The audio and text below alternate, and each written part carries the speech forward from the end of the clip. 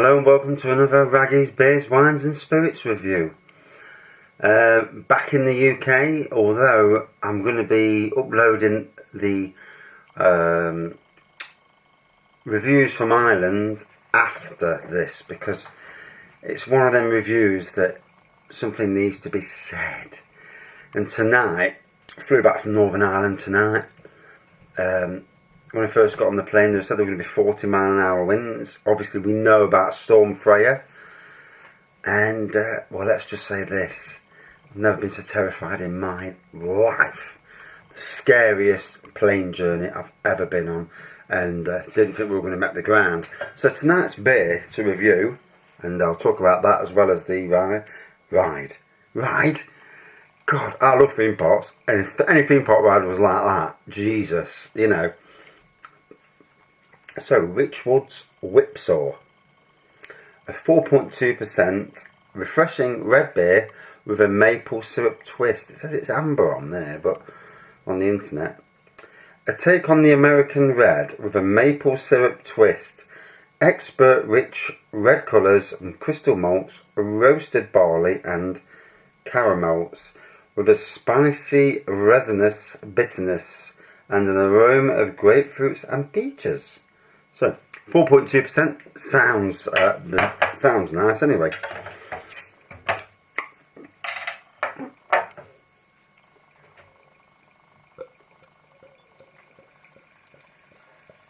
So definitely a red tinge to the ale I'm pouring.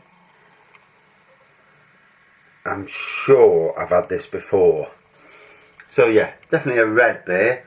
A slightly off-white head. There you go, if you can see that. Loads of lacing, loads of carbonation. Although, like I've always said, it all depends on the glass, you know. If you pour cider into a glass or lager and you're not getting no carbonation or lacing, then you know what you're in.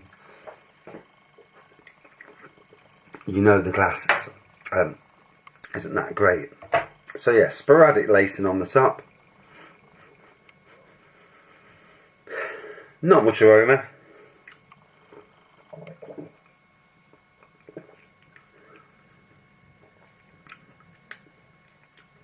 Definitely taste that maple and a hint of grapefruit. It was grapefruit, wasn't it? Aroma of grapefruit and peaches. Definitely the resinous bitterness. That's definitely there. The aroma of grapefruits and peaches, I'm just not getting any. So, one on the plane coming over, 11 of us from our family, because on this very day last year, March 3rd, last year, my wife's grandma, lovely lady, 94 years old, which is great, you know, what an age. She died this time last year. She'd had cancer for 20 years, believe it or not. And in the last year, she was going downhill. She was saying to people she was ready to go. It's amazing, you know, to go on your own terms is better than to just lose your life. You know, it's terrible, anybody losing their lives. And she died this time last year, and we went over the last few days, have a big meet up and have a big raffle, then another big dinner the following day. Great to see the family. And what's also poignant is my mum died the day before, Saturday, March the 2nd. She died 4 years ago from cancer, but her cancer was a lot more aggressive and terrible to watch. You know, in life, there are things in life that you just don't want to see, and no one wants to see anybody they love. I mean, she was a very difficult mother, but, you know, you don't want to see anybody you love going through that sort of pain. You know, it's not fair on anybody in this world. But anyway, so we've had a big meet up. We're all there today. We're all on the airplane. We're on the way back. I heard the bloke say about the 40-mile-an-hour winds, the captain, and then he said 20-mile-an-hour. And I thought, well, maybe it's died down then. And so we're getting closer, and the clouds around Britain, you know, massive cloud coverage. And it seemed like we was in the cloud layer for a massive amount of time. And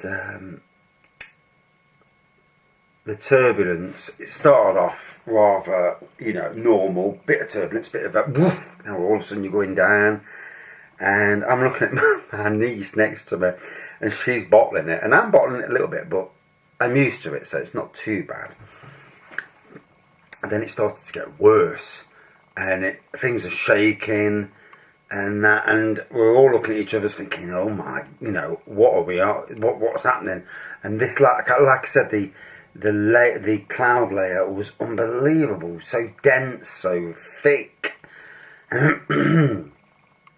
This was going on for a few minutes. I mean, it felt like a lifetime, to be honest. And then we started to get severe turbulence, where you can see the wings of the plane, and they're going like this and swinging backwards. You can hear everything creaking, and you was like dropping loads, and then that happened. That was happening for so many minutes, and everyone was holding on for dear life. Even the people that were quite calm were starting to get panicky. That tells you there's something really worrying. I mean, you can hear it outside now, and then you could feel the plane actually blowing in the wind. It was pushing it in the wind, and as we're going down, you can feel the wind pushing us along. And the landing was one of the best landings I've ever done. But those, I would say it was only 10 or 15 minutes. But some of the tennis scare, I didn't think it was going to make it. I thought it was going to, I thought it was just going to, And I suffer from severe anxiety, and that scared the life out of me. Everyone got on the floor, the relief. You look around at people's faces, even the season flyers, and even the people, what do you call them, hostesses or whatever you call them. The look on some of their faces, that was a special one. And I've looked on BBC Weather, and it's starting to come down. It was like, even at this time of night, it's still 40 mile an hour winds, and you see the planes taking off, and you see the wings, and you think, oh. But we got on the floor, so that's why I'm doing it. I wasn't going to bother doing a review, but I wanted to do a review and get some beer down me for starters. But that was horrendous. Not, for anybody who doesn't like flying, and it's their first time or second time flying, that would put you off flying for life. Horrendous. Oof. So, back to the beer then. Shining bronze with a mad effervescence and the tall conditioning tankhead. Low aroma of boiled sweet olive oil, soap, cooked stale wethers, molten to the plastic coated paper in a Skoda Octavia glove compartment. Dull, not unpleasant flavour of caramel drenched peach barley cordial and brown sugar with heavy stirs of twig. Beer from another century with an anodyne twiggy brown cooked crystal profile, laughably at odds with its aggressive packaging. For all that, it's difficult to hate, but then its broad common denominator catching target demographic don't like that modern golden muck that tastes of pineapple or anything funny.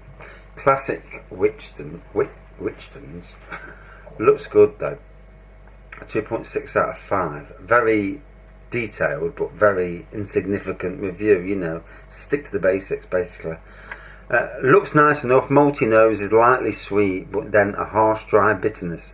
The promised maple syrup is not readily discernible. Re-rating bottle. Nice fruity toasty nose, body is malty dry and toasty sweet with a light spicy bitterness.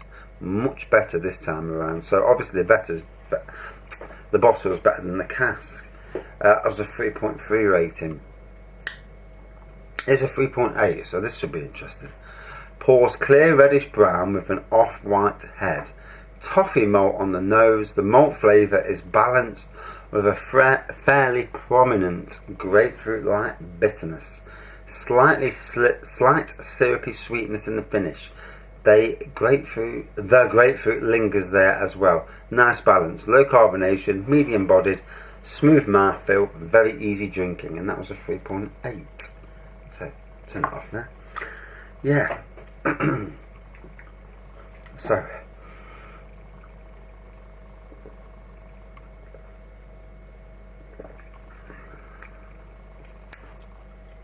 the malt and the resinous bitterness really just twang you, you know.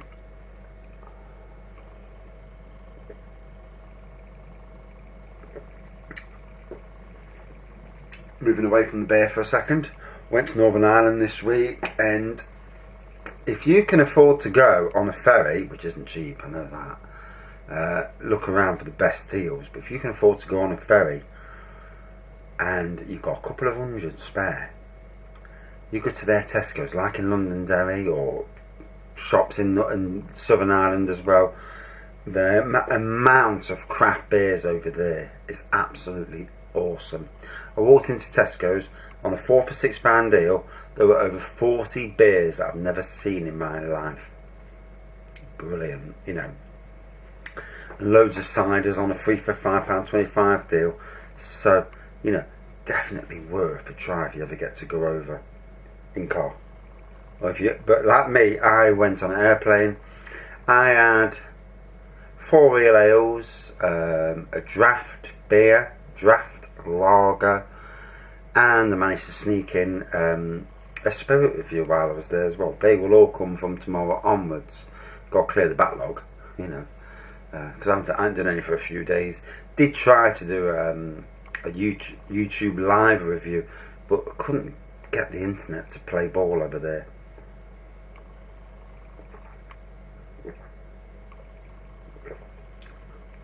So it's drinkable. That resiny bitterness does, you know, give it a twang. Obviously it's not in the same league as King Goblin, Hobgoblin, Black Witch, you know, it's not in that league. But then again, not all beers are equal, are they? Or not all beers are aimed at that demographic. You know, some people just like golden ales, some people like traditional beers. So for a brewery like Wychwood, owned by Marstons of course, you've got to cater for the masses, you know. I mean, their Dunkelfester and Pumpkin King. Dunkelfester is a class bit of beer, that is. Definitely will do another review from that this year, you know. A yearly review. I think it's worth a yearly review.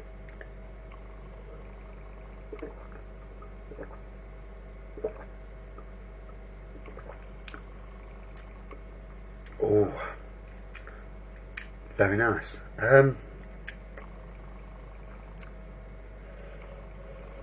Still not getting the grapefruit and peaches though. You know what it says in the original on the back of the bottle. There's a light malt in there, that resinous, that resin bitterness, like a piney resin bitterness, is definitely prevalent.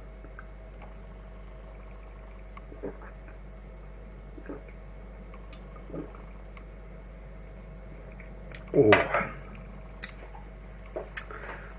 very easy going though, very drinkable. The bitter taste, you know, gets a bit of getting used to, but once you've got used to it initially, you know, it's not so bad after that. Again, Wychwood Brewery, like some of the other breweries around the country, are developing some fantastic beers, and you know, quality counts, you know, quality but from different areas. I mean, you can have ginger beers, you know, you can go along the whole spectrum of beers, and as long as you add your own stamp on that, but with something maybe a bit different, a bit more complex flavours, you know, there's a market everywhere around, you know. And once people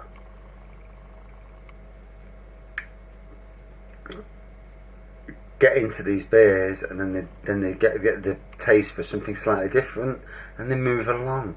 So if you've got 20 beers, you know, eventually someone might say, well, I like that, let me have another go of that, and then it just progresses all the way around. I do apologise if I'm touching my teeth. I had a piece of bacon this morning, and it was as hard as hell, from the Premier Inn in Londonderry, and a fantastic hotel, to be fair. And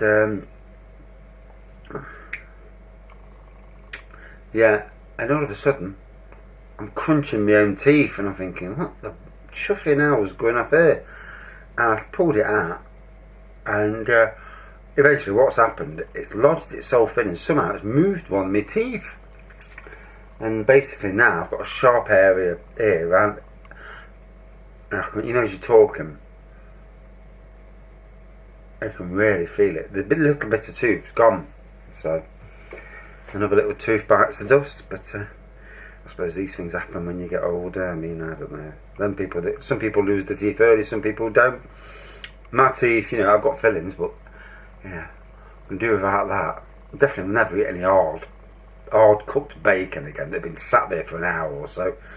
It was a Sunday morning, so I reckon we got the bit that had been cooked and left to sit there for a while. And chuffing hell do I know. So, out of 5 for this beer. Very drinkable, like I said. Not much on the aroma. On the taste, yeah, it's malt, there's resinous there. It's a twangy tasting beer, you know, it's one that you'll know about it. Doesn't really change all the way down. It's okay. Would I want to drink it again? No, it's definitely a one-off beer. Well, not to say it wasn't bad. It's just one beer that it doesn't float the boat, you know. But glad they had it, obviously. Can't remember where I bought it from. It might have been a B&M. Not sure. Out of 5. A 4.1 out of 5. So that one less than the actual alcohol content.